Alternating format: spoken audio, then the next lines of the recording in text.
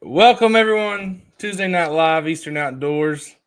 My good pals Mike and Josh here. Josh, you know your beard just Mike, Josh has not gotten much many favorable reviews on the beard. He just hasn't. Oh gosh, Josh, I just about said what I told you the other night. I can't say on live. Anyway, Josh has not got many favorable reviews on the beard. And it just, as soon as I hit live on this, I realized who your beard looks like. It makes you look like. Who? Cooper Kupp. You know, he's got that like ugly, he's blonde. He's got like that ugly, patchy brown beard. Oh, yeah. I see that. That's exactly what it looks like. I can see that. I Hey, can see that. Jimmy, But hey, less- all the haters on the beard just makes me want to keep it and grow it that much longer. Good. You know? It's Hey, just a much less athletic, much, stockier Cooper Kupp. Sucks this year. No, he doesn't. Somebody said Nora loves it. I don't know who that is, but I don't think so. Nora does love my beard. Anyway, Jimmy Carroll's here. Jimmy Carroll's the first one back to his old ways, his winning ways. First viewer on tonight. Jimmy, did you notice Jimmy changed his middle name to Papa? I love it. Yeah, I do too. Let's see. Rob is here. Good to see you, Rob. Anthony Jones is here. Anthony Jones sent me a picture, and all I saw was the message. I didn't see the picture yet, Anthony, but it was something about a big buck, I think. Scott Butler says, looks like an Australian Shepherd's hind end. Wow. It's not that's tough. I don't know. Maybe he really likes Australian Shepherds. Maybe it's a compliment. What are y'all talking about my beard right now? That's what Scott Butler said about you. Oh. Heartland Hunter says, got to use that buttermilk, Josh. Greg is here. Hey, boys, keep hating on is here. It's not going anywhere. It's not leaving. Jimmy also sent us a deer picture. Brad Atwood and James Evans. Hey guys, let us know. We got about 60 people on. Let us know where you're watching from, especially if you're outside of Kentucky. We always like to see how many states we have on. Yeah. I thought this person said Maine. But he said, well, yo, what up, Maine? Hey, PK, hope everything's going okay, buddy. Man. Kiddo. Preston, my buddy Preston, PK's youngest son. I saw that he was in the ER last night. Hope he's feeling well. My daughter, I had to take her. She's got strep. My other daughter had strep last week. I got half my basketball team to coach a 5th grade basketball team. Half of them are out with strep and COVID. So it's like, man, we need a break. Yeah, there's some serious sickness going around right now. Yeah. So, hey, if you're on here, we got Anderson County. Brad's in here from Michigan. So there's 2 states. We know Gordy will be here. Usually, I think the most we've had is like 7 or 8 states. Outside of that time, we had like 700 people watching us. Remember that? That was wild. Oh, yeah, from that fishing show. A lot of fun after those guys cheated with the walleye fish. And, but yeah, we usually have Tennessee, Kentucky, Ohio. We got Michigan here. A lot of times we have New York, Florida sometimes. So California. I just kind of like to keep a tab there. Brandon Wilhite says just joining California. I don't know if Brandon is just now joining California or if he's just joining the live from California. But we're happy either way, Brandon. We're glad you're here. Oh, yeah. Scott's grandson is sick too. How could you be around Scott and not get sick? Both Chris's little girls have RSV. Oh man, Lord, if your kids are sick, we're so sad because that is the worst. It's the worst thing being a parent and watching your kids be sick. Yeah. Arkansas, we got Arkansas in here. Awesome. Bullitt County, Callahan, Florida. So there's 5 right there, all the way from California, Kentucky, Michigan, Tennessee, Ohio, Florida, Arkansas. They are retarded. Maybe you're talking about Mike and Josh. I'm not sure who you're talking about. I think they're talking about the Department of Fish and Wildlife. Oh, yeah, that could be. I forgot what we were talking about tonight because I'm just so excited to have 116 of my best friends watching tonight. I hope to see a zone change in Whitley County. So if you read the post about this video, Man, it was an action-packed Kentucky Fish and Wildlife Commission meeting on December 1st, which was my birthday. And thank you, everyone that wished me a happy birthday last Friday. And I've gotten so many messages, been involved in so many comments and posts about this. So I just figured we'd talk about it. From anywhere from banning cell cameras, which we are vehemently against, right? You can Google that word, Josh. All the way to opening a special bear season in 2025, which I am 100% in favor of. So all kinds of things, talking about muzzleloader season, youth season, elk season. So a lot of things to talk about. The change to muzzleloader and youth are jacked. Why? Well, there's no changes yet. That's the one thing. These are discussion items, things to be talked about. Nothing. In order for something to actually be put into law, it's going to take at least 18 months. It has to go through like 3 sessions. And then if it's approved by the commission, then it moves on to the legislature and they have to approve it. So you're looking anything that was talked about in December, you're looking 2025. And some of those things may be good things, and some of them I think are not good things. But just because they're brought up doesn't mean they even have a chance to pass. And the way that we can either get them passed or get them removed is talking about it. We can talk about it here, of course. Facebook's a great place to talk about it as long as people are civil. And then reach out to your commissioner. Yep. District 1 through District 9. Reach out and say, hey, I'm against this. I'm for this. Let's do this. Uh-oh, look at this. This person's watching from Tuscaloosa, Alabama. One of the happy. I've not seen anyone from Georgia on tonight. They're still licking their wounds. Ooh. But the Roll Tide, I think they're going to roll through Michigan. What do you guys think? I think they're going to roll to a national championship. I think so. I so want them to. I love dynasties. I want Nick Saban to win And 5 more. I hope Georgia steamrolls Florida State. I do too. I hope they roll all over. So if you are a hunting, fishing, outdoors person and you're watching who also happens to like college football, I'd love to hear your take on this. Did they get it right? I think, who is it? Michigan, Washington, Texas, and Alabama, I think is a great 4. But I think I would have rather seen Alabama at 3, Georgia at 4. That's a little SEC bias. But also I think Georgia head-to-head's better than Texas, just a better team. So anyway, do you think Kentucky will go from a bait state in the near future? And do you think it would be a good thing and help age structure? AJ, that's a big question, AJ. Let me start with this, AJ. Let me start with this. Alabama got this in the bag, yeah? I think they might. I just love Nick Saban. I love Milroe, the quarterback. All right, let's answer AJ's question. Let me start with this, AJ.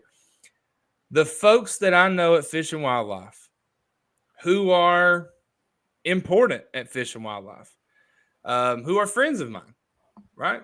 We talk. I mean, I can get on here and tell you amazing things about the people at Fish and Wildlife in Kentucky and how they're doing things the right way and how other states, even other states, would like to do things more like we do them, especially being a $1 state. I can also get on here and tell you things that I wish Fish and Wildlife would do better, right? So they're friends. Some of them are friends of mine. Some of them aren't. Some of them I don't know. Some of them I do. But we just try to be fair and honest. So, AJ, this is what I will say first. The people I know that I'm close to at Fish and Wildlife, who are decision makers there, have told me they will never – their plan, their intention is to never do away with baiting in Kentucky. Now, some of them say that, and they would like to do away with baiting in Kentucky because they do think it would help grow bigger deer. It would help eliminate some issues like CWD and poaching and things like that. But even though they want to, doesn't mean they ever will, because they also want hunter satisfaction. And Kentucky is a state where you can bait for deer. And if they took that away, there would be a lot of upset, dissatisfied hunters. And they don't want that. They want people to have an opportunity to hunt. They want people to have an opportunity to put multiple deer in their freezer, to kill a big buck, and to enjoy it, and to pass it on to the next generation. Yep. So do I think they'll go away from it? I think CWD would have to get really bad and spread throughout the state, and then they would have to go away from it. But unless that happens, I do not think they ever will. I mean, I think there's people on here a lot older than me, and since I started hunting in Harlan, which is it's everybody can hunt it, but it's private land because the coal mine's on it. But you could put out bait all the time, and that was when I was like 16. So, that's over 15 years ago. I don't see that changing. Yeah, I don't think so. I mean, the people that also say this, do I think it would help with age structure and help maybe keep more mature bucks? I think it would make hunting harder for a lot of people. Mm-hmm. And I think that in turn is going to create maybe a healthier herd, maybe more mature bucks. So sure, I think so. But that's just my very unprofessional opinion. Now, if you talk to someone like Kyle Sams, who is not on here, he's the former deer biologist for Fish and Wildlife. He says cut it out today. That it would be so much better for deer in our state if we cut out baiting today. He is here, so Kyle is here. He is our deer expert. This has been a great night to have Kyle on. But Kyle, why don't you give us a little summary on why you would like to see baiting end in Kentucky? So do that. James Collins, I think that's one of your Collinses, Mike, says, if you ain't baiting, you're hating. Hey, James. T-Bone says, what does he say? If you're not baiting, you're waiting, is what he says. Oh, true. T-Bone don't like it. What were you going to say, Mike? No, I was going to say, I mean, you pretty much hit the nail on the head. Thank you. And when, this is what it is, right? It's kind of fact here. There are a lot of big bucks. A lot. We write about them. We talk to people that shoot them. Kentucky's one of the best. There are a lot of early season big bucks that drop because of baiting. Yeah. So I think if you're a guy that's looking at it from a standpoint of we need to cut back on this baiting because all the only reason people are so successful at getting these large bucks, early season in velvet is because you're putting them on a bait pile and you're hunting over top of it. That's why you're doing it. Now, listen, some people have issues with that. Other people don't. I personally don't. It's completely legal. If it becomes illegal to do so, obviously I think we change our thought process on that. You shouldn't be doing it if it's illegal, but there is no question. A lot of big bucks early season get harvested because of baiting, whether that be, guys start in August, before this past year, we were doing it in June or July, and you're feeding these deer and putting them right there for all summer, and it's a thing that I think has been a part of people's regiment of taking care of their property or keeping track of their deer. It's just been part of it now. Yeah. So we got a lot of people. Bubba's here. He's like, Bubba's sick. Talking about all the kids being sick. Bubba's sick. He said he feels like, what did he say? He feels like he's been eaten by a goat and crapped off the side of a cliff, which I thought was a clever way of saying he feels bad. Here's what Anthony Jones says. We have an abundance of deer. We do. Takeaway baiting, we get overrun in deer. Maybe some areas put a hold on it, but my opinion that most areas benefit from it to help population control. So that's another thing. If you go to Zone 1 and Zone 2 counties, there are more does than we need. Now, I've seen Facebook comments this week that say the unlimited doe tags in Zone 1 counties is too much. We need to cut back. I've not seen deer. It's just simply not true. Josh, right now from my property, I'm telling you right now, we are overloaded with does. Yeah, you need to go kill some. Yeah, I literally drove. So we did a fishing tournament last September, I think it was, and I left Fort Campbell at 3 a.m. And I'm not over exaggerating when I say this. When I got out of the gate at Fort Campbell, driving to Paris, Tennessee, where the boat dock is, I bet on the side of the road. I'm not talking in the woods. I'm You're talking about dead on the road. No, not dead. Oh, On the side of the road.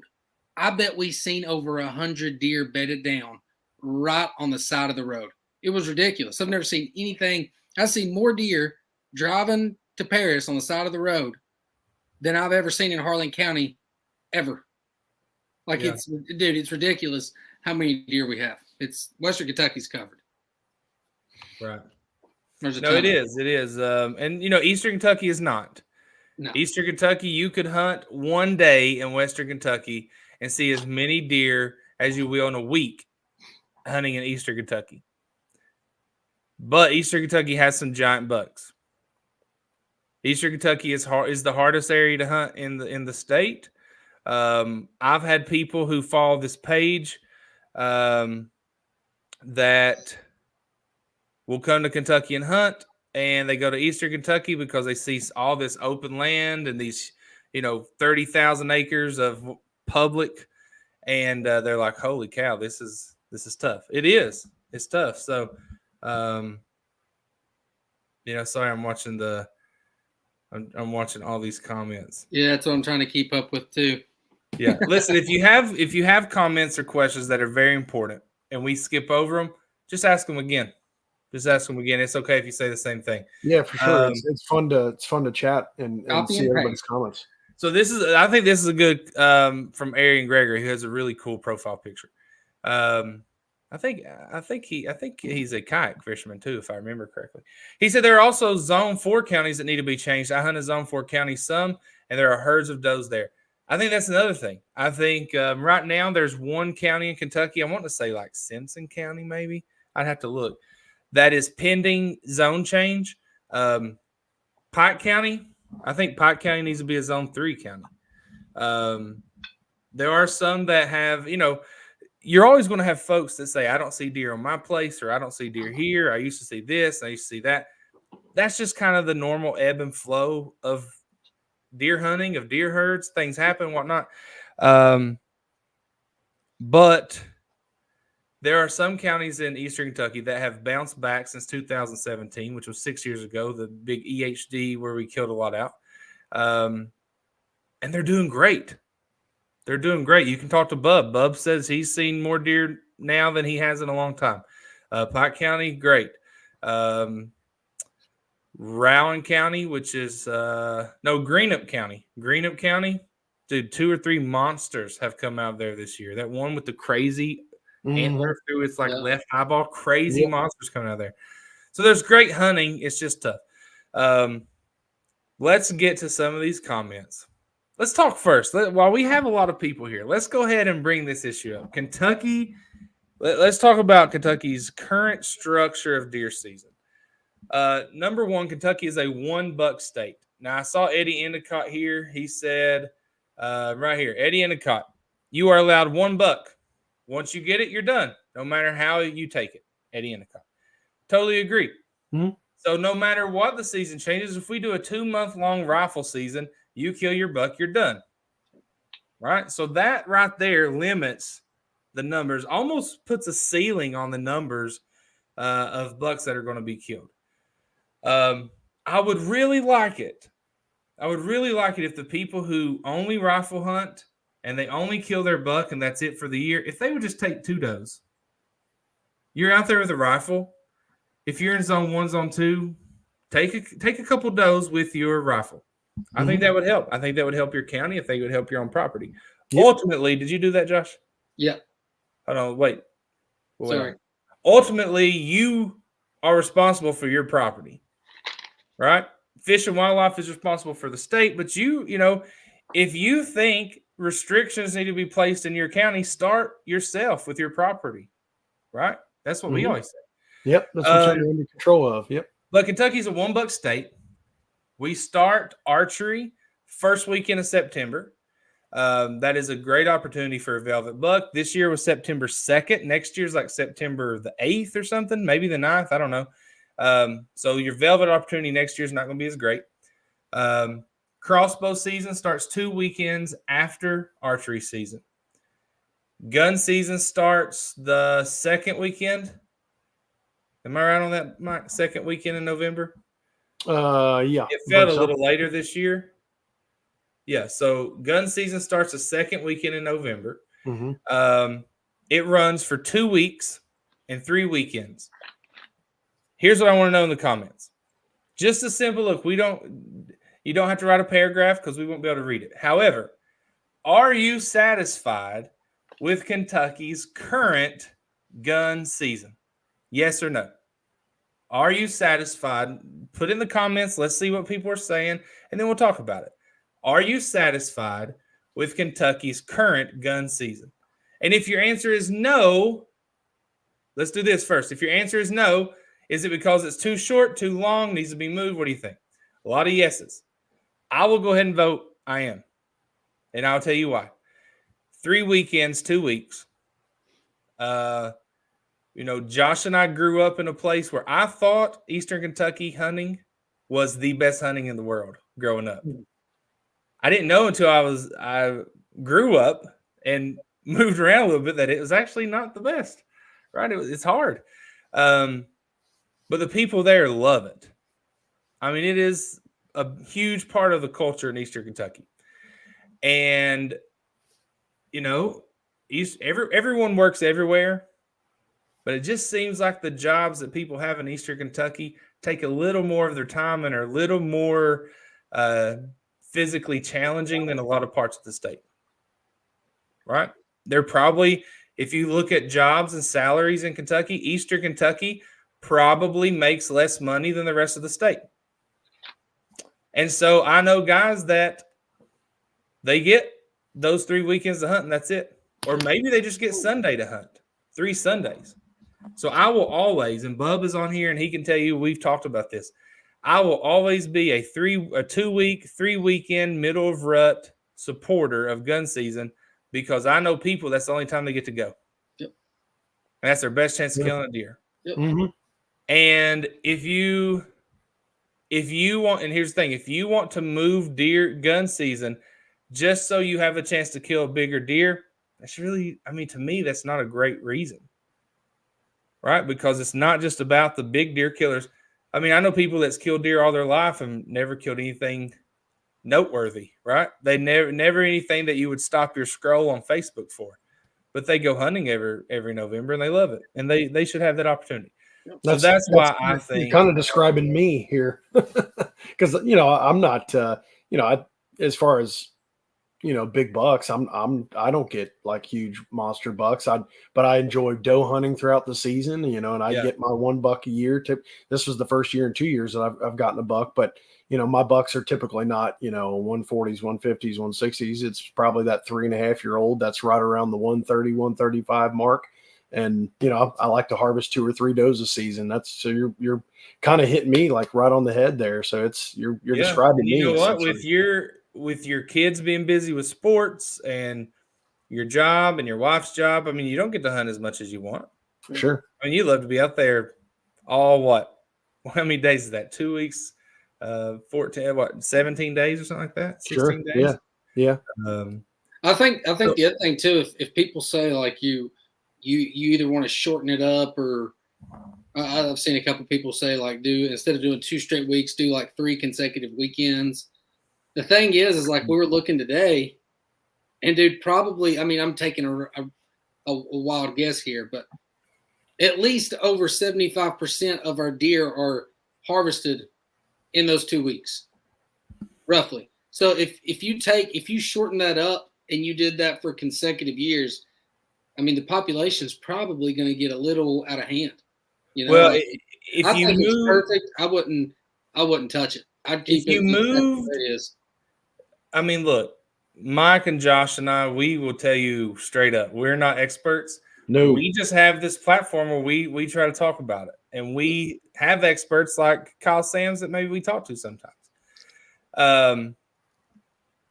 Let's say you move the gun season up. You moved it toward December, right?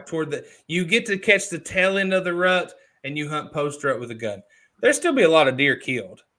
There'd be a lot of deer killed. But there would be a lot less. I think it would help grow big bucks. I'll say it that way. I do think it would help grow big bucks, but it's also going to help grow a lot of does. A lot, right? And so I see there's a few people on here talking about how the doe numbers are down. Maybe where you live. I've not personally experienced that. I have. Right? I've not personally seen that. And I've hunted Eastern Kentucky, Central Kentucky, Western Kentucky.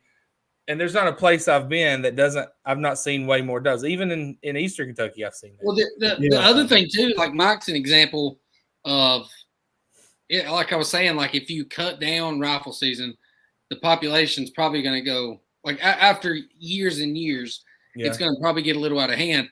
And then also you got to think, if you move rifle season to the right later in the year and the rut is basically over, or it's that not nearly as many deer are going to get killed. Not nearly as many. Because Mike, you've said it before. And when I said you're an example is right now, every year your place kind of goes dead.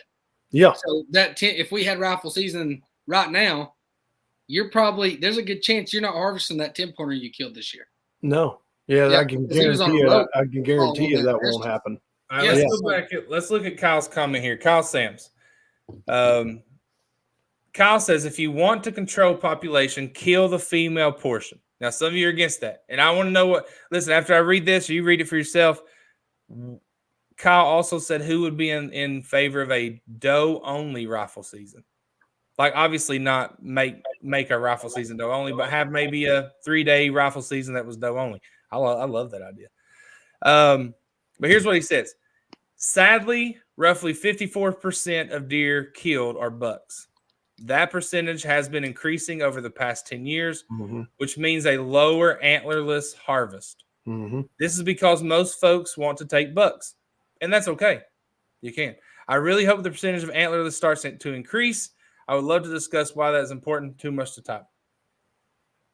Well, that's actually kind of funny that you. Let's do it next Tuesday. Yeah, that's great stuff because, just Josh, kind of to piggyback on this, just the science of it in my head. If we pushed gun season to December, and you start to factor in a lot worse weather, potentially a lot of rain, early December, we start to get more rain and more nasty weather. So it's not during the prime time of the rut. So that's kind of a turnoff for hunter participation. You've probably got worse weather, which is a turnoff to hunter participation. That is not conducive to harvesting does. And we already, per Kyle's information, we already don't do that as a group. We collectively don't harvest does more than we harvest bucks. Yeah. So that means we're going into winter time with a lot of freaking does out there and they're eating that food that those bucks need. Right. Then you start to think about next year. Then you start having fawns and you're multiplying that population and you start talking summer, or is there going to be enough summer food for those bucks to grow big and things? So deer management, buck management, you got to harvest does, man. You just gotta, it's part of it. And I don't think pushing gun season to December is conducive to having people. Now you're getting down to the wire. You're getting to December, so people are really going to focus on bucks only. Then I don't know that that's the plan. I don't know that that's what you want to do. Yeah, I'm looking through the comments here. So it looked like most people, it was probably closer to 50-50, but most people were okay with where it's at. Mitchell says you can harvest them and donate them to Hunters for the Hungry. We've done over 100 donations this year at Taylorsville Butcher Block. I think that's a great idea, Mitchell. If you don't care about killing extra deer to put in your freezer, but you do care about the overall deer herd and population, kill a couple extra does, take them somewhere to Taylorsville Butcher Block. If you go to Kentucky Hunters for the Hungry website, it will show you locations of processors where you can take them to and donate them. My good friend Caleb Hatmaker, that's usually on here watching on Tuesdays, and he comes to all of our camps and everything. That's how we met. It was the last day of season 2 or 3 years ago. Hunters for the Hungry were doing a special donation for Cranks Creek, Kentucky, which is in Harlan County where we're from. Maybe after a flood or something. I don't remember. And so we tried to help. And Caleb literally brought the deer to my house. He dropped it off. I took it to whatever the closest processor was. I don't remember now. And we've been friends ever since. So anyway, Joe says that's not true at all. Joe, I don't know what you're talking about, but I'd love to hear it. So type it in the comments and let us know. Anthony T says, leave it like it is. If you want to grow bigger bucks, I guess, let the small ones walk. Open a doe-only rifle season in December to control doe population in zones where it's needed. Let me ask you this, yes or no? Would you be for a 3-day doe-only rifle season in Kentucky in December? I'm voting heck yes. And I'm going out to zone 1 with a rifle, and we're just going to whack them and stack them. Who would be in favor of a doe-only rifle season? Mike, what would you think? In December, after the rut, 3 days? Yeah, if it was are you talking kind of like secondary gun season almost, or where it's just a 3-day? Yeah. Kind of like the opening, the early muzzleloader weekend where you can only hunt 2 days of the muzzleloader. This is a Friday, Saturday, Sunday doe-only rifle season, zones 1 through 3, or maybe just zones 1 and 2 only. Yeah, that'd be great. I'd be highly motivated to use that opportunity to get a doe. That'd be a lot of fun, man. Dude, we would have a deer camp, and we would just maybe even bring our crossbows for the haters. Maybe even bring a crossbow. They don't like crossbows, but they love rifles. So I saw Kyle. And a lot of people are agreeing with Kyle here. A lot of people. Kyle said have the gun season in September for doe. Evans, here's a take from. I'm guessing Evan is from Missouri, and we love all these different takes. So Evan, thank you so much. Missouri has doe only seasons, and I see a lot of people complaining about it seeming like rifle season never ends, and it's hurting the herd. They also have a lot of CWD rifle counties, though, which really does make a month-long rifle season here. Yeah, I mean, a month-long rifle season does seem excessive, and I don't know what other states do. The reason we're talking about Kentucky, if you're not from Kentucky, the reason we're talking about Kentucky, we live in Kentucky.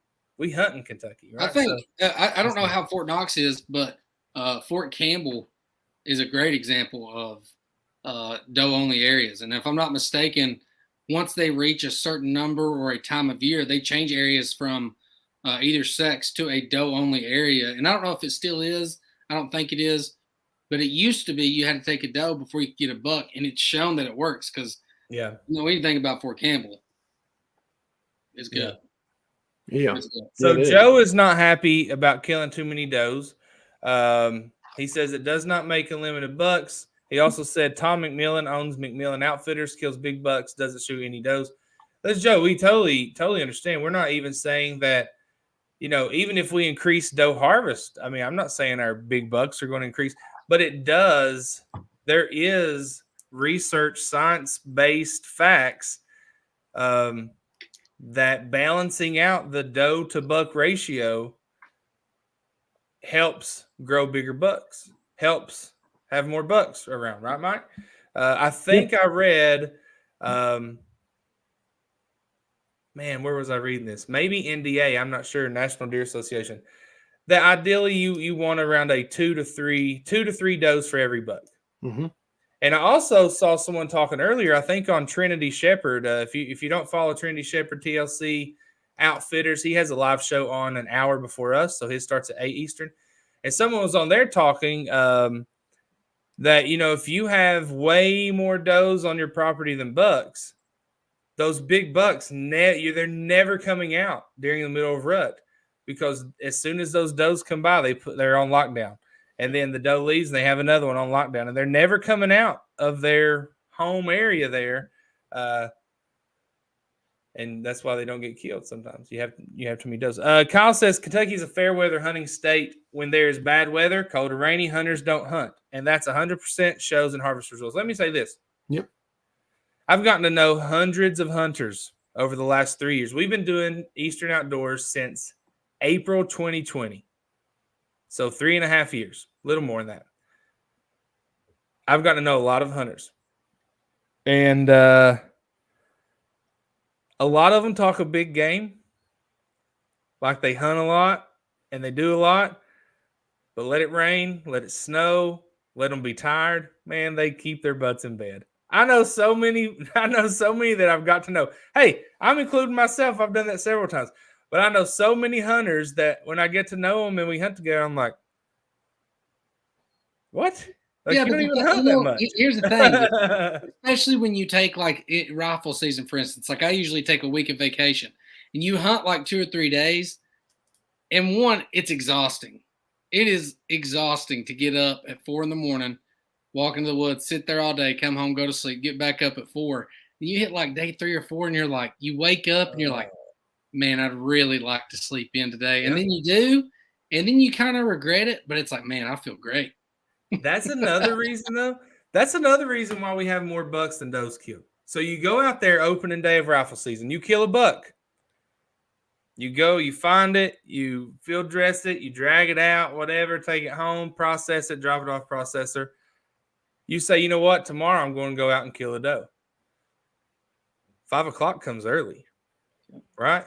You wake up and you're tired and you think, man, I've already killed a buck. I'm just going to stay in bed. And you never kill a doe. You just are happy with it. So Ralph Overman says, I love all day sets myself. Ralph, they about killed me, man. I get so bored. My butt hurts.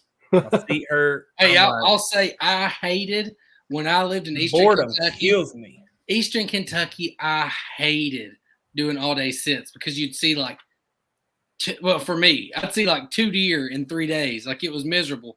And then I move out here to Western Kentucky and I'm okay with it because I see deer constantly. Yeah. Constantly, man. It's so much fun. I love it. I love it, man. So if we did the doe only rifle season, now this is a big topic. I saw somebody talking about this. I literally probably see this come up every day on Facebook. Especially Mike, this time of year. Oh yeah. For this time of year, it's been a huge talk. It's been a big topic lately, for sure. I don't know if you know. Okay. Anyway. Let's go.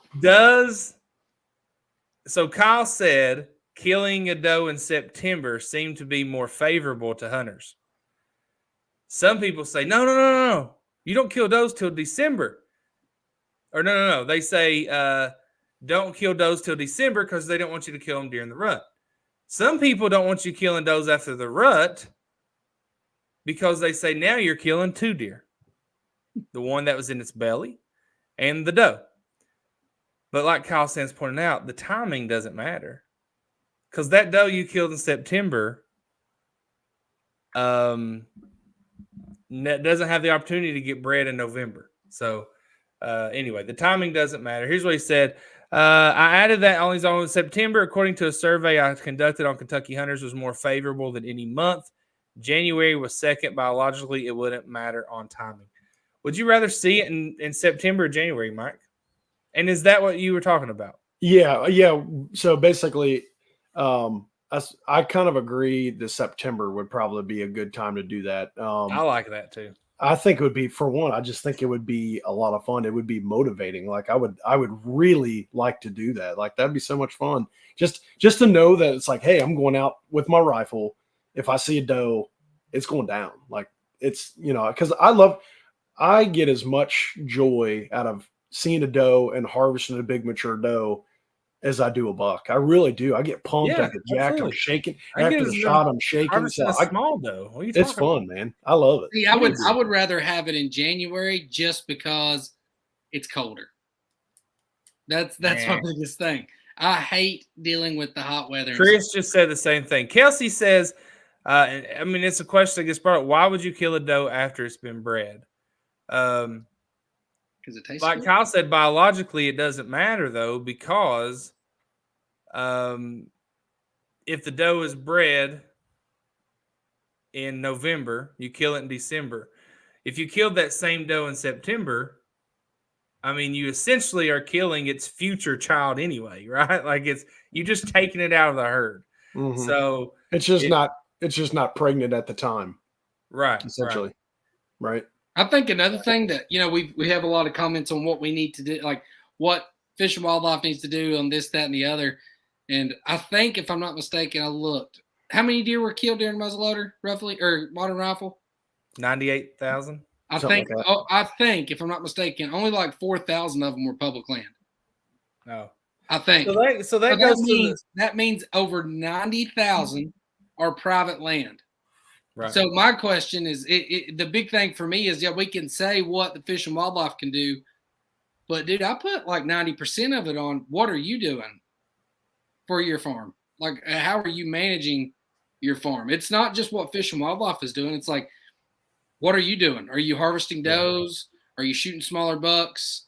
Are you feeding? Like, what are you doing to manage your farm? Like, it's not just Fish and Wildlife. There's a lot of things you can do differently, or continue what you're doing to keep a good, healthy herd in your area. It's not all just Fish and Wildlife and what they decide that we can and can't do. Yeah, Chris has a good point. Having it in September would help as far as harvesting more, because does are not as frantic in September. That's true. But like you and Chris said, September sucks because of the heat. Oh, even like the end of September now, man. I swear, I never believed in like global warming, but every September I'm like, maybe when my saddle is drenched in sweat, it's been a hot day. So gross, man. That is so gross. Let's see. Evan says EHD seemed like a big topic this year in Kentucky with the drought. Do you think the conservation is implementing seasons to combat with seasons is really helping?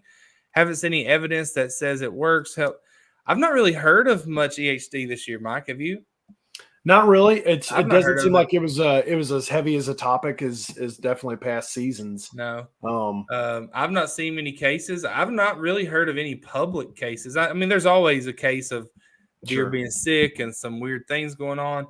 Evan, I don't think it was really a big topic this year. It's 2017. It wiped out. I mean, some counties got wiped out. Just crazy numbers. Eastern Kentucky counties got smacked, didn't they? Yeah, Pike County. Yeah. Pike County, huge numbers in Pike County. Menifee was Menifee. Menifee is really. I don't know. I don't know. I know Menifee is still a slow deer hunting county. Yeah. But most of those counties have bounced back. They're doing well. Let's see. Either potentially killing 2 deer. Either way, you're potentially killing 2 deer. I've never understood the argument. Yeah, you're right, Thomas. I agree. Thomas is a math teacher too, so he knows numbers. What about the late does that are carried late fawns? Again, I mean, killing them early, killing them late, you're still killing that deer, the potential of that deer to have a doe or a fawn. So it doesn't matter. Does it change the taste? Not that I know of. Not that I don't think so either. I don't think so either. Introduce black bears to counties with the doe problem. They definitely take down fawns. I just had this conversation today. Some people think black bears kill fawns. Some people think they kill elk calves. Everything I've read, Pennsylvania had a study back in like 2004 or something about black bear predation on fawns. I talked to a guy today that knows a lot about elk in Kentucky. He said black bears may sometimes get a elk calf, but he's like, dude, I have pictures of elk and deer and bears in the same corn pile. He said, and that bear is wallering in the corn while the elk and deer are trying to eat it. I don't think it. I don't know about deer. I don't think it's really affecting the elk. So, I mean, elk herd's not great, but I don't think it's the black bears. Let's see. EHD is definitely down. 6 years ago, you couldn't drive down the road without smell. Yeah, 6 years ago was the worst maybe it's ever been. All right, let's get to this. What's Fish and Wildlife saying about cameras on public? So at the December 1st meeting, Fish and Wildlife law enforcement actually brought to the table a discussion item proposing that cell cameras on public land be banned, basically. So here's what it said. They want a requirement. They want to prohibit. I'm reading this straight from the agenda. They want to this is law enforcement. This is not something they're going to do. They're talking about it. But if you don't want them to further the conversation, you need to reach out to your district commissioner and tell them you are against this, like we will do. We are 100% against it. So law enforcement wants to prohibit the use of cellular or wireless trail cameras on WMAs and public hunting areas. So you're talking all the WMAs in Kentucky, all of Daniel Boone National Forest, that's 800,000 acres. You're talking all of hunter access areas, which is a lot of the elk zones. They're wanting to prohibit cell cams and or wireless cameras. So same thing. They want all regular trail cameras to be labeled with its owner's customer ID number. So I guess just your name and your ID number. Exempt, and then of course you can exempt law enforcement and Fish and Wildlife. They can use them, of course. So that's it. You know, I've put multiple cell cameras out on public land, and it's never helped me kill a big deer. It's never caused any issues as far as trespassing, or I did have one that was tried to be stolen once, but I had a chain around it. They couldn't get it off. I've not had the chance. I want to do this today. I've not had a chance to go back and watch the meeting. So I don't know exactly the reasoning behind it. And if you've watched it, please let us know in the comments. But here's what I'll say. Even if they have good reasoning, I just think it is a slippery slope. Taking your cell cameras and not letting you use those on public land is just a slippery slope to taking cell cameras on private land, to taking traditional cameras off public land. I don't like it. I don't like I think cell cameras are a tool. Can they be manipulated? Can they be used for illegal things? Sure. But I'm just not a fan of the rule. I think it just opens the door for them to take more. And we want to build the hunting community, not take away. And honestly, if I'm hunting, here's what cell cams do for me. If, let's say I'm hunting Daniel Boone National Forest near Cave Run Lake. That's where we turkey hunted last year. And I don't care if you don't like that I named Daniel Boone National Forest. And it's an hour and 30 minutes from my house. Using a cell camera just gives me an idea of the inventory that's on that piece of land. Now, Daniel Boone's 800,000 acres, right? So it's a small sample size, but a cell camera allows me to do that. I don't have to drive an hour and a half to check a camera and come back and do that. The cell camera helps me do that. Yeah, Brent says, Brent, you can still, the thing is, it's on public land. One reason given was people, thanks, Tommy, I appreciate it. One reason given was people with cameras tend to mark their spots on public land. People do that anyway. The cell cams does not matter about people that. Do that anyway. They do that with their tree stands. They do that with their sticks. They do that with their Onyx map that they say, hey, this is where I've been scouting. This is where my camera was. This is where I've put my stand for the last 5 years. They don't think, and here's a problem with, and it seems to be the archery purists, the people that are, I'm archery only, I'm public land only, I'm a better hunter than you. It seems to be that crowd that feels like they own public land, but they don't. Who cares? If you walk in public land and someone has a cell camera setting up over a mock scrape, we'll say, which is typical. If you want to hunt over that scrape, you can. It's not their land. Or if you want to say, you know what, someone else is hunting here, they've worked here, they keep moving. That's probably the best thing to do because someone's been putting the time in there. But yeah.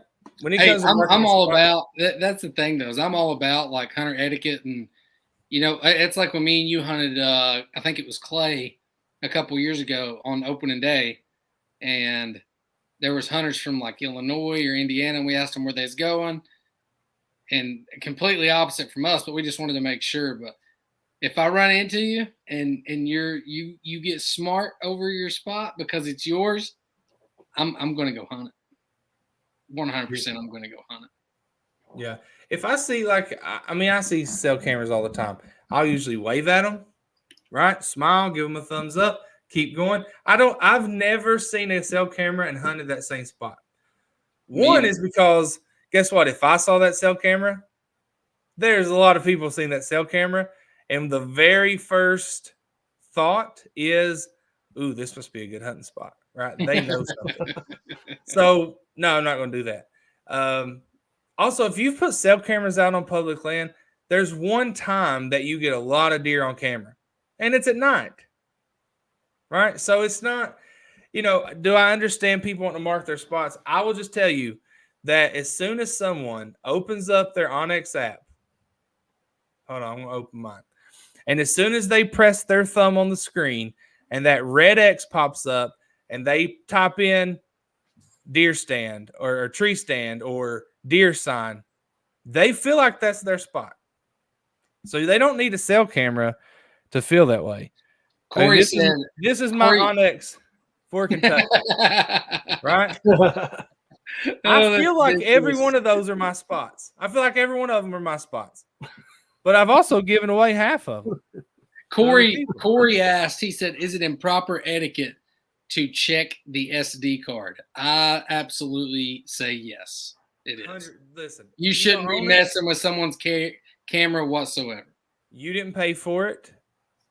And you shouldn't touch anybody's camera.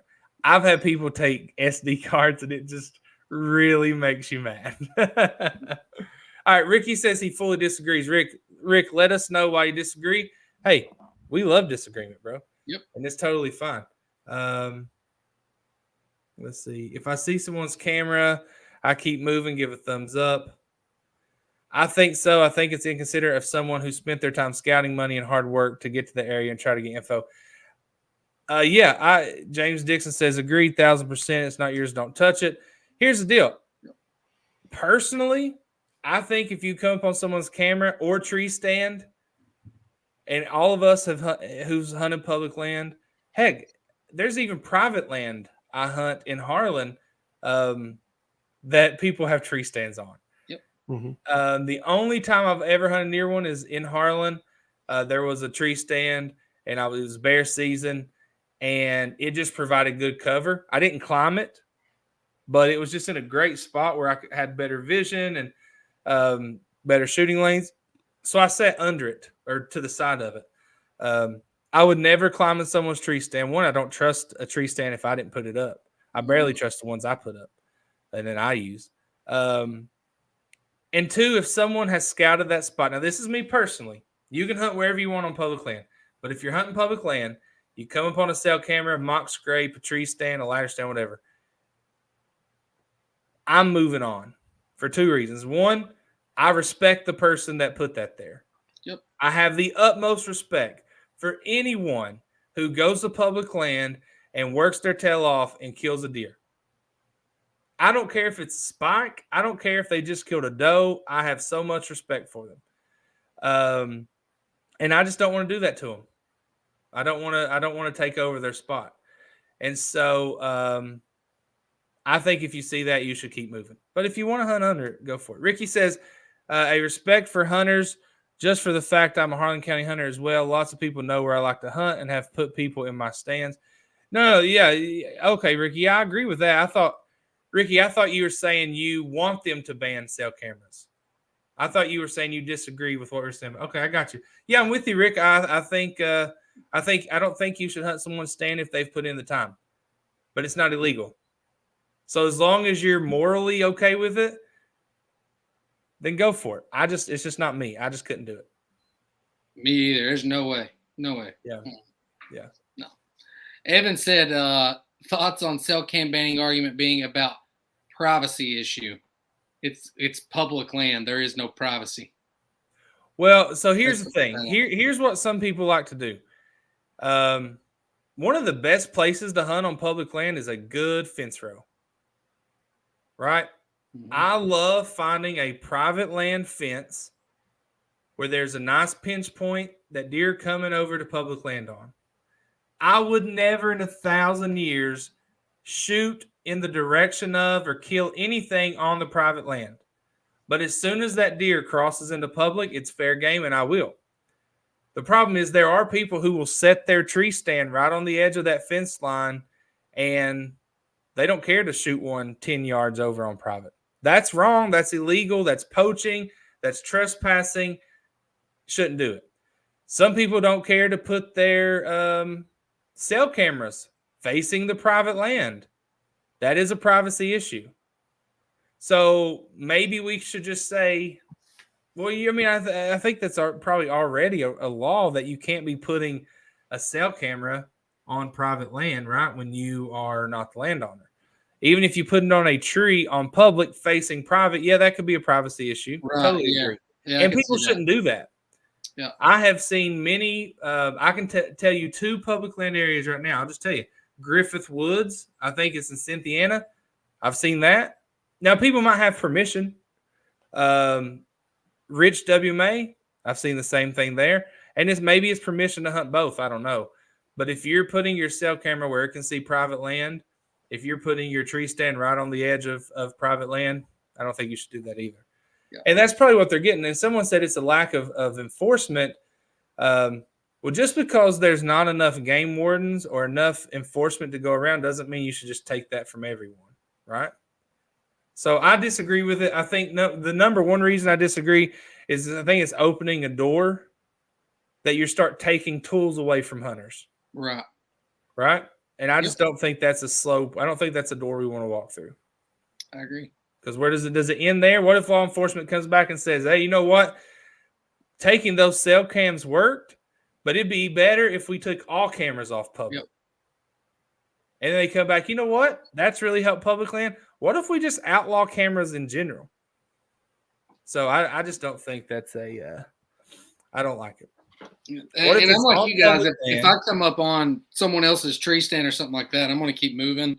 I mean, me personally, I don't want to be near another hunter, period. Like I want to be, if I see a tree stand, I'm moving to a whole nother area. Like I don't want to interrupt him, but I also don't want him interrupting me. Like I want to be by myself, secluded, no noise, just me in the woods. That's just how I am. See, Dawson here. Well, Christian said, what if you have your camera on the pinch point? I think if your camera is clearly on the public side and it's just watching for things coming through, that's fine. But people will literally put their camera on a tree that is right on the fence line. And you shouldn't do that. Dawson said that was a problem that they had. We've had countless people hunt our private land, public land line with stands hanging over the fence facing private land. That's wrong. And Dawson, if it's hanging over your fence, I would go take it down. Because if it's hanging on your fence line, just like in real estate, if there's a tree that's planted on my side of the fence, the branches that are hanging on the other side, that's they got to take care of that. So either that or at least go in and write a note, leave a note where that camera is and say you have, 15 days to remove this camera from facing my property or it will be confiscated. Well, he's talking about tree stands that are hanging on the side. Oh, well, then go that. I say take it down, leave a note and say, hey, this was on my land. I'd give it an opportunity. Call the game warden and come and get it. Call the game warden. I think me personally, I would give the person a chance. I'd leave a note and say, this tree stand's facing my property. Please switch the stand to face the opposite direction on your public property. And you're more than welcome to keep it on the same tree, but please turn it around. 15 days or we'll call the. But I mean, at that point, if it's on, and I'm asking because I don't know, if their tree stand is on public land and it's facing private land, that's not illegal.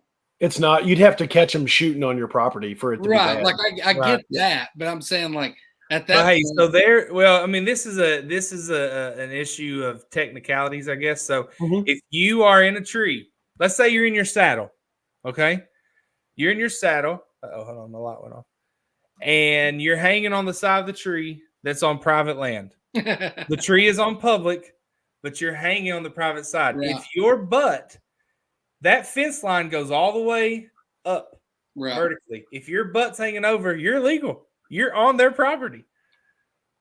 So if your tree stand is facing that side or even, kind of quartered that way and you're watching a deer walk through, even if you're shooting on public, you pull back, you might be on private. So it's, technicalities. Some people wouldn't care. But, again.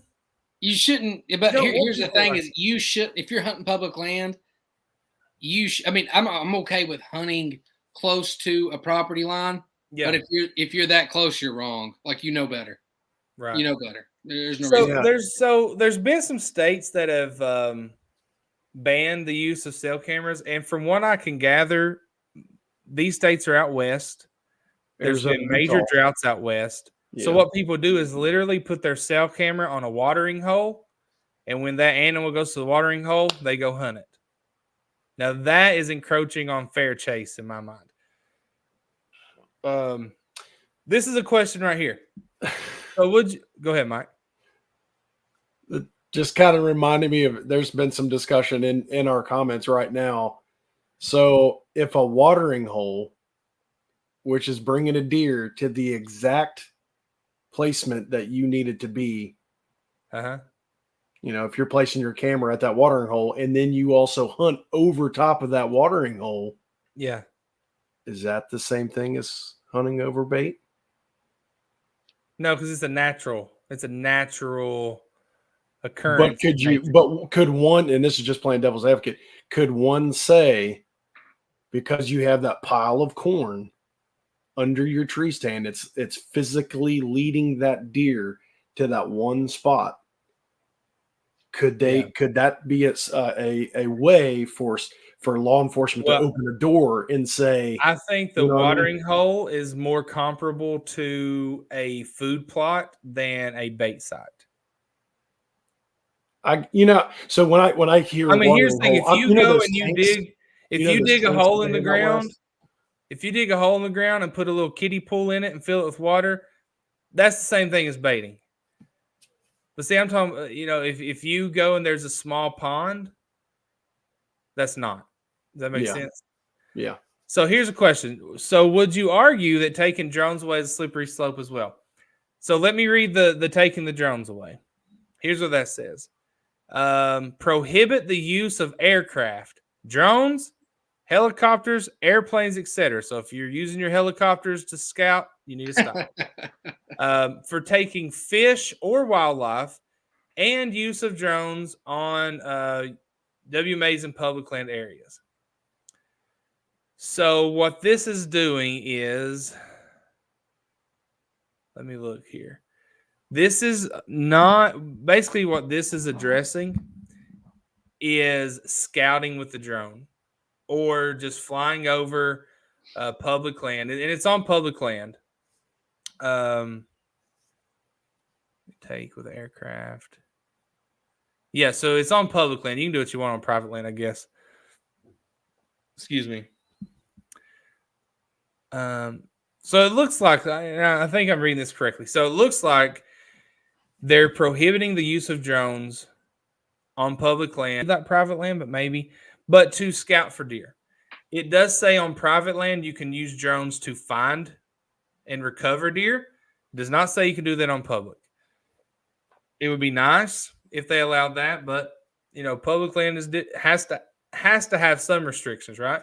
Mm-hmm. You can't bait on it. You can't. And here's why I think taking drones away for scouting purposes is okay. I think scouting with the drone totally eliminates fair chase. Your cell camera doesn't, in my mind, because you're putting it on a tree. It's stationary. You're waiting on a deer to come through. You've used your scouting. You've used what you are. What Kyle said. You're using the knowledge that you've gathered through scouting, through the work you've put in to put that cell camera in a place where you can hopefully capture a deer coming through. The drone, you literally can find the deer and sit there and watch it. Yep. And like Kyle said, it's just like the rule in Alaska. If you fly in to hunt in Alaska, you can't hunt on the same day you fly in. Why? Because as you're flying in, you can say, oh, there's a grizzly. I'm going to mark it on Onyx. And then I'm going to go hunt that grizzly. That's not fair chase, right? You're literally flying over. You're at such an advantage such a greater advantage than being on the ground. And so, but it's the same thing, isn't it?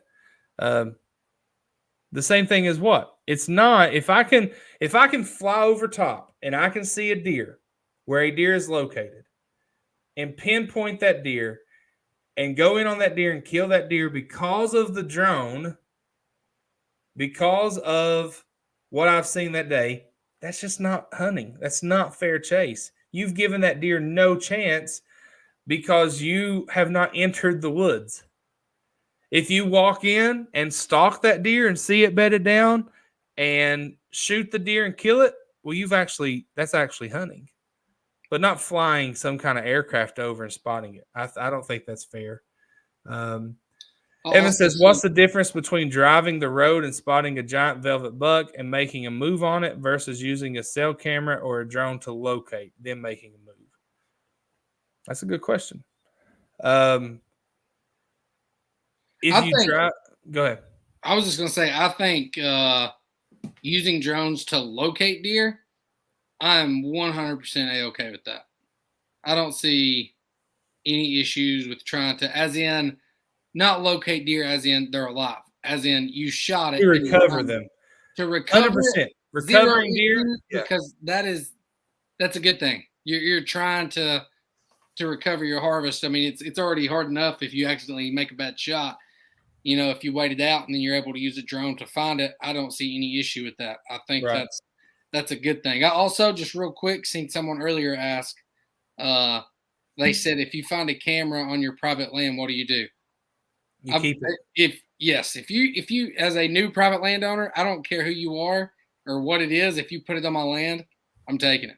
Yeah, I'm keeping it. When I see you, it's not going to be pretty. So I talked to a guy today who, I think the story was, this guy had put a camera up on a place where he was allowed to put a camera. Maybe it was on public land, but he was driving through private land to get to it.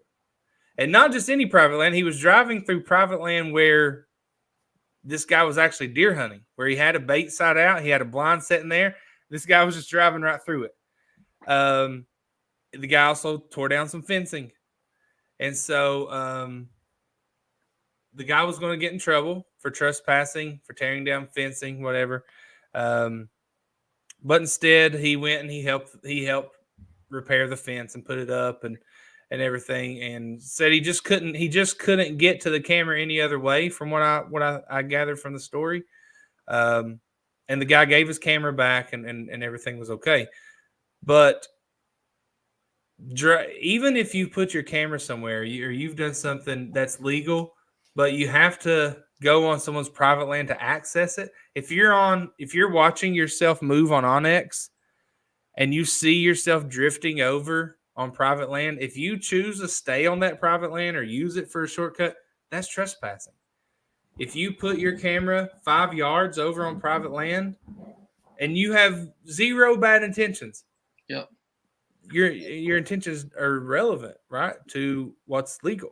So it's trespassing. Everybody just needs to. Here's the thing: most hunters have good etiquette. Most hunters do the right thing, but it's the ones who don't. They get the rest of us in trouble, right?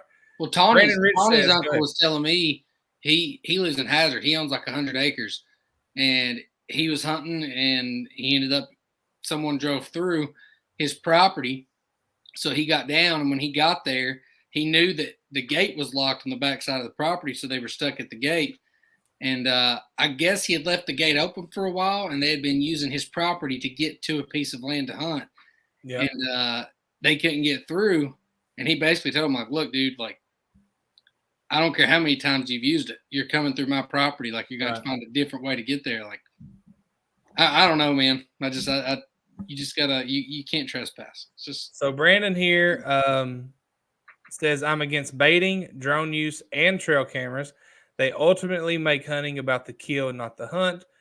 Floyd Taylor also says that he's against cameras because of fair chase. Look, I totally get that. Like, there have been times that I've even thought, like, even personally, when I killed a deer the early season, I was like, I didn't do much hunting. I did some sitting and shooting, but it wasn't much hunting, right? Honestly, if I'm just being completely honest, I even feel that way with a rifle sometimes. Like if I would have shot that deer, like I passed the deer at Fort Knox, which I still regret, but I literally just went and sat at a tree. He was 30 yards. I could have shot and killed him easily. That's not very challenging, right? So if you want to be challenged the most, don't bait, don't use a drone, don't use cell cameras. If you want to be even more challenged, don't use any of those. Don't use a compound, use a recurve. I mean, I know guys that, Joe Lacefield, he's maybe a private land biologist for Fish and Wildlife, kills monster deer. He killed his last monster deer with a recurve. I mean, Carl that works at Tether that we know, he only uses a recurve. So if you really want to be challenged, use a recurve. For me, it's challenging to go to public land, climb a tree, and try to kill a deer with a bow. I think that's very challenging. That's hard. Very hard. Yeah. That's why 98,000 deer have been killed with a rifle. It's not the hardest thing in the world, right? But we don't want to make it. We also don't want to make it so hard where we don't kill any deer. Yeah, right? Dude, it's fun though. Nothing makes me happier than holding my 30-06 in my hands. That's like, oh man, I love deer hunting with a rifle. See, but I totally 1,000% respect what Brandon is saying. He doesn't want to bait. He doesn't want to use cameras or drones, which most people don't use drones, because he wants it to feel like a true hunt.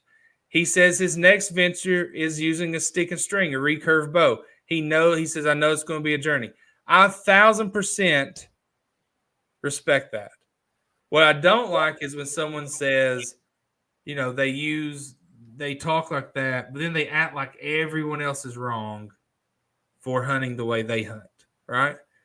So Brandon's not saying that. He's just saying, hey, for me, I don't like it. It doesn't feel like hunting. And I totally understand that.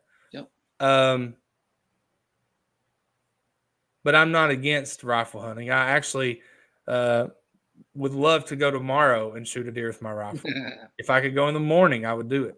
I love using the crossbow. Never killed anything with the crossbow, but I love using it. And so I'm not going to knock any method people use as long as it's legal. Ricky says, is urine bait? No, urine is not bait. Urine. The only thing I know that urine works for is. Are we talking about deer? Well, I guess he's talking about during the rut. Urine, I just see it as like a good cover scent. But estrus, I see estrus as a attractant to lure bucks in, but I don't consider it bait. You're not allowed to do that on public land using That's attractant, true. But you're allowed to use a cover scent. That is true. Yeah, see, Jane says, how often do you actually kill a buck that you had on trail camera? In 15 years, only 1 or 2 of the deer I've killed I've had on camera. Deer, me and my son. Oh, me and my son killed this year were a deer we didn't have on camera, 2 new bucks. So, Josh and Mike, I think both of y'all killed bucks that were not the bucks you had on camera this year, right? Yep. Yeah. Yeah, So it's definitely it's happened on my uncle's property before. We have harvested bucks that we've ended up having on camera. My dad actually got my dad's he doesn't get to hunt very much, so when a buck comes in, he typically shoots the first thing he sees. He hunts very little at this point with his job and stuff, but there was one year where a really high narrowed 8-pointer came in, and we had that deer on camera in velvet for the summer. And when it came in, I guess it was probably like late September. My dad got that deer in late September. So we have gotten a deer that's been on camera before, but not this year. Now, I will say that between Mike's and Nathan's, the buck that my son killed was on camera. I've had that buck on camera, and possibly, I don't know, probably the biggest buck out of all of us have killed this year.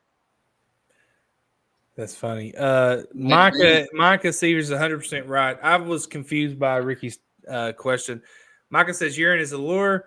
It is something to draw to an area. Bait is something that keeps them in an area with the draw food. So, yeah, urine is Like Josh said, an attractant. Like Micah said, a lure. Bait is food. But they can have the same desired effect, I think. They can bring something to an area that you're wanting to kill. And so not bait, but if you're on public land, you're not allowed to use attractants anyway. Kyle says, have they said anything about banning baiting on private land anymore? No, just they're not going to do that. Just in the 5 counties, the CWD areas. And I think that's going to be lifted. There will be no bait ban next year at all. That's what I think. Now, Kyle, if you're talking about banning it, when is it banned, Mike? From May? It's from March 1st through August 1st. So yes, Kyle, if you're talking about March through August, then absolutely that will never change. Yep, that's staying here. Yeah, the bait ban from March through August 1st. That's for turkeys. That is to keep a healthier turkey herd population, and that's never going to change. And we're actually for that because the research shows that once that bait is on the ground and it gets hot and it gets moldy, those aflatoxins come through, it kills turkeys. We don't want that. So yep, it's doing a lot of things for turkeys right now. The studies, that study, and also the study of how nest predation, your baiting sites are bringing more and more predators in during that time that turkeys have nests on the ground.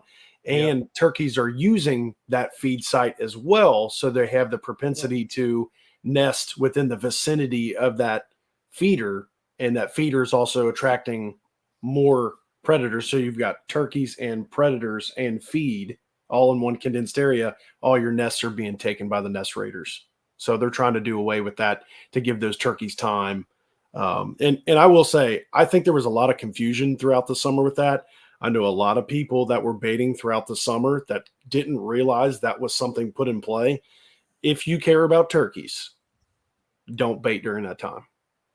Fortunately for me, I don't care about turkeys, so I'm going to bait. Just kidding. What was that? Jordan Friend says, great comment here. That's the joys of hunting. To each their own. Make hunting as easy or as hard as you want. Just have fun doing what we are blessed to be able to do. 100% agree, Jordan. One of the best comments of the night. Mm-hmm. Evan, who has been a great contributor to the conversation tonight, says, switching gears to thoughts on the impact of making Kentucky into a draw state. Will it ever happen? I'm not for it. I know people, I see a lot of reasons, or I'm sorry, not reasons. I see a lot of points brought up that people think will make Kentucky grow bigger bucks. We're number 5 in Boone and Crockett. Out of 50 states, we're number 5. It's pretty good. That's pretty good. What do you want to be, number 4? Do you want to cut out certain parts of gun season or restrict hunters more to go up 1 or 2, or just so you can kill a bigger buck? Kentucky being a draw state is what people say. Well, let's make it like Iowa. Iowa sucks, man. Kentucky has such a great thing going right now. I don't think we need to overcomplicate it, right? I think we just need to do what we're doing, stick to it, and I've got a buddy that wants me to come up to Iowa. He lives in Iowa, and he wants me to come up there, but I'd have to pay $600 just for a potential preference point. Yeah. So here's the thing. Here's one thing we can do in Kentucky. Right now, we're a little cheaper, I think, than Ohio and Tennessee. I know we're cheaper than Indiana and Illinois, I believe, for out-of-state hunters. Josh said he had to go. He texted me. I guess his wife was hollering at him. It is 10:25, so I have to go in a minute anyway. But the next step I would like to see taken in Kentucky is don't reduce the number of hunters we have. Don't reduce gun season. Don't restrict out-of-state hunters. Just make it a little more expensive on out-of-state hunters. Maybe raise it $75, right?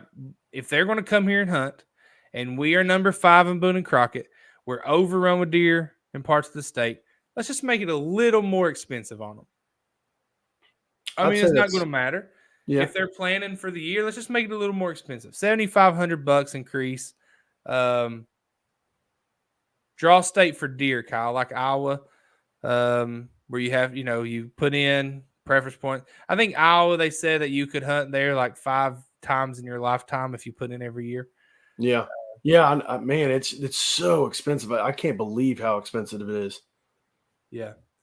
I don't think we should be $600. No. Ohio is cheaper than Kentucky. Okay, so Ohio is cheaper. I know Tennessee's more expensive. I know Indiana's more expensive. Maybe Ohio and Kentucky should raise their prices a little bit.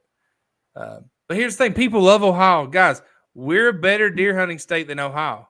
They may have their top 5 may be bigger than our top 5, but our top 100 is better than theirs. Does that make sense? And a lot of those, and you'd have to correct me if I'm not brushed up on my Ohio, deer harvesting and where they come from, but a lot of those are in one portion of the state, and it's actually more toward that Midwestern part of Ohio, isn't it? I think that's good. Yeah, where a lot of the big bucks are taken. I think the Northeast. Yeah, exactly. Up toward Cleveland, I think, is the best part. Mike, here you go. Heartland Hunter says you can just buy the preference points for $60, and then once you get to 4, you can apply. That's awesome. I didn't know that. See, I'm getting educated. I appreciate that. Thank you. So it looks like we're cheaper by $50 than Ohio. So let's go up 100, and let's be more expensive by 50. I'd be okay with that. I mean, if I want to go hunt another state, I have to pay for it. Yeah, that's why I hunt Fort Knox, because it's $36. and I have a better chance of killing a nice buck at Fort Knox than Ohio or anywhere else. Yeah. So David said Northeast Ohio is a hot spot. Yeah, so up there. Thank you, Christian. I appreciate that. I don't know if I've been picked yet. I'll actually have to check that. I can't remember how long they said we had to wait to see if the draw was happening. Just for what if anybody's wondering, I put in for the first bit of Florida turkey quota hunts. I don't know if I got picked yet, so we'll see what happens. Oh man, this sucks for Corey. He just had to move across the line to Tennessee. He said he's upset he won't get to buy a sportsman's license anymore. Yeah, it just got a little more expensive, $250 more expensive, I think, for you. So, John, you headed to Knox this week? Nope. You know what, Chris? Let me tell you what my plans were. My plans were to go duck hunting with a friend this Thursday and Friday. Leave Friday, go to Harlan and bear hunt Saturday, Sunday, Monday. I don't get to do any of those things. So then I said, you know what? I think I won't go duck hunting. I can't go. I got to keep the girls. Can't go to Harlan this weekend. So I thought, you know what? I'll go to Knox. I have a basketball game I have to coach at 9 a.m. Saturday. I thought I'll just go to Knox after that. Hunt Sunday. Now I don't get to do that. So I had an amazing weekend of hunting planned, and then still a great week. That fell through. Still had a great week of hunting planned, and now I don't get to do any of that, Chris. So pretty bummed about it. Thanks for bringing that up and reminding me. Yep.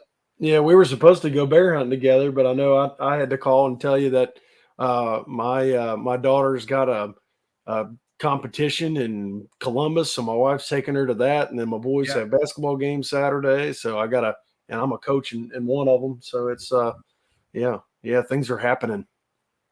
Yeah, they are. So, well, listen, man, it's been a great conversation. Hey, we did put out a Easter. I should have said this. We had 100 some people watching, but we did start an Eastern Outdoors online store. So if you ever wanted to buy Eastern Outdoors gear, and we had some, Bub Tackett was giving me suggestions on shirt designs, so we made a couple in there that maybe you'll like. My favorite item in the store, I'm just going to show everybody. My favorite item in the store is one that hopefully we can sell. And let's see here. I actually showed Micah this. Yeah, it's awesome, man. I'm excited. So the favorite item in the store. We've been talking about making this hat forever. It's like the MAGA Donald Trump hats, but instead we're trying to make trapping great again because we think we need more trappers. We don't think it should be limited to 2 coons per hunter. I think that's just hunting, not trapping. But yeah. I think you should buy that hat. I think it would look good if you're a trapper. And anyway, go buy that. I put the link in the comments. Mike, it's been fun. It has been fun. It's been great conversation. Here's the deal. If you are against banning cell cameras, Mike, one thing I didn't talk about, I want to mention to you, they're also proposing a 14-day bear hunting season in 2 counties, Wayne County and another one. I don't remember. Hold on. Wow. That's cool. Let me read it. Yeah, that's cool. Yeah, that's awesome, man. Recommendation: establish a 14-day early archery and crossbow season in Clinton and Wayne counties to begin on the 3rd Saturday in September and coincide with the opening of deer crossbow season. Let's go. Yes, please. Yeah. Yes, please. I will be there in Clinton and Wayne counties. Now, I don't know about Clinton, but I've heard Wayne County has a good little bear population. Dang. Man, that'd be a lot of fun. Not. I'd love to do that. I tell you that I'm really disappointed we don't, and I know we got in the show. I'm disappointed we can't do that this weekend because the last 2 years have been an absolute blast. Seeing the sign and stuff. We've not seen a bear on the paw, if you will, but on the paw, if you will. But it's been fun just to be out there and for me to experience Harlan County and the mountains in Eastern Kentucky. It's been a wonderful experience. The times that I've been out there, and hopefully we'll get on a bear sooner. I wish I was going to Harlan this weekend. Hey guys, thanks for watching. Last thing, why is it not in Harlan, Letcher County? There are more bears in Harlan, Letcher, Bell, McQuarrie, places like that, but they will never open up the bear hunting in Zone 1 counties. They'll never open it up like that because that's where most of the bears are born and that's where they come from.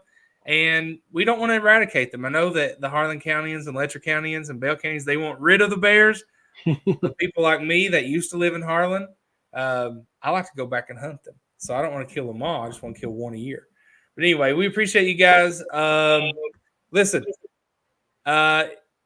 reach out to your commissioners, and I'll put that link in the comments. We don't want them to pass this, and we're not going to let them pass it, right?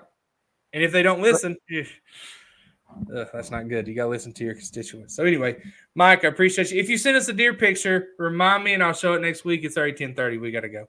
So have a great week, Mike.